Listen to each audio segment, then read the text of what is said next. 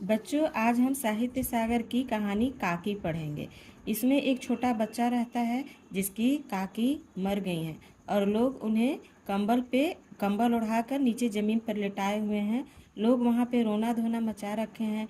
थोड़ी देर में काकी को उठाकर शमशान घाट ले जाने लगते हैं। तब बच्चा बोलता है कि काकी को क्यों ले जा रहे हो, क्यों ले जा रहे हो। लेकिन उनके आसपास जो लोग रहते हैं, रिश्तेदार रहते हैं, वे बच्चे को पकड़कर बोलते हैं कि तुम्हारी काकी राम के यहाँ गई हैं। बच्चा का मन, वह तो रोते रोते चुप हो जाता है, लेकिन उसका मन शांत नहीं होता है। उसके मन के अंदर हलचल मची रहती है कि काकी राम के यहाँ गई हैं। एक दिन वह आसमान पे पतंग उड़ते हुए देखता है। उसका हृदय एकदम खिल उठता है। वह सोचता है कि काकी राम के यहाँ गई हैं तो मैं पतंग से काकी को बुला सकता हूँ।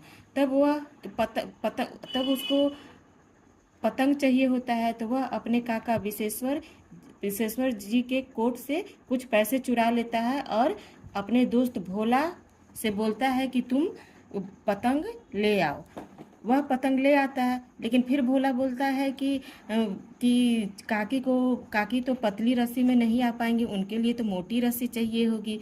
फिर श्यामू है वो फिर व्यग्र हो जाता है। वह कहता है कि अब रस्सी के लिए पैसे तो नहीं है, फिर से पैसे कहाँ आएंगे। इस चिंता में उसे रात भर नींद नहीं आती है। सुबह उठकर वह फिर विशेश्वर बाबू के कोट से 1 रुपये चुरा लेता है और अपने दोस्त भोला को कहता है कि मोटी रस्सी ले आओ।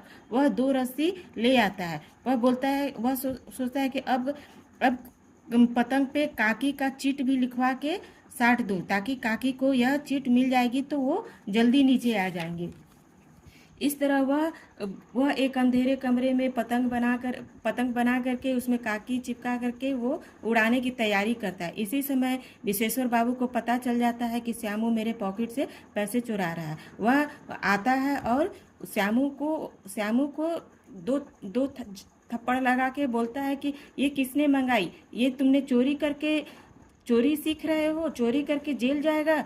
लेकिन उसका दोस्त भोला वह बहुत मासूमियत से बोलता है कि इनसे पतंग तान कर यह काकी को राम के यहाँ से नीचे उतारेगा।